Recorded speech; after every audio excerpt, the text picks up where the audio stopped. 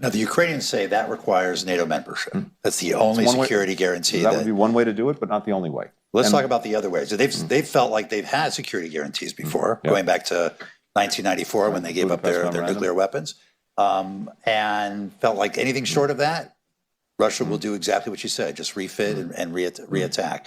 The U.S., Germany, a few of the other NATO countries are standing in the way of Ukraine joining. No, we're not standing in the way. We've put Ukraine on a path to NATO membership. And successive summits of the NATO alliance have been very clear about that. Is that a near-term thing? So here's what we did at the last summit, because I think our focus has to be not simply on hortatory policy, the things that we say, but what is it we're actually doing to move Ukraine down that path?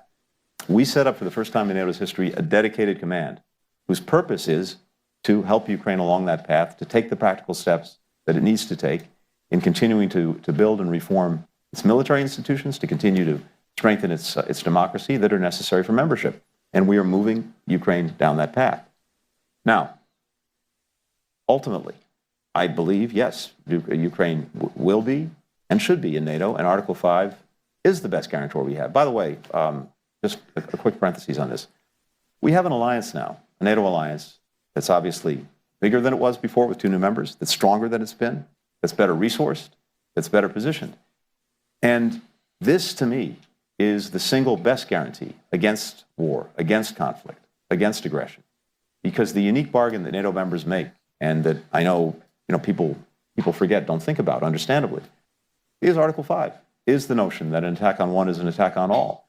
And that says to any would-be aggressor anywhere, if I take on one NATO member, I've got to take them all on. And I think that's the fundamental reason why you haven't seen Russia attack a NATO member, and the fundamental reason why the alliance has been the single best deterrent against expanded Russian aggression.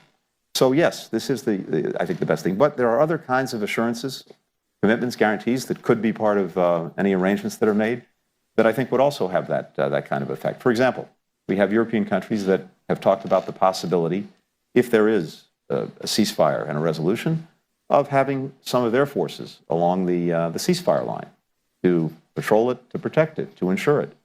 That wouldn't be a bad guarantee either. Meanwhile, we've put in place with 24 countries now bilateral security agreements between those countries and Ukraine that are 10-year programs, 10-year commitments to help Ukraine build its deterrent and defense capacity. As that continues to move forward, Ukraine will be stronger and stronger, and the losses that Russia has taken through this are absolutely extraordinary. The fact that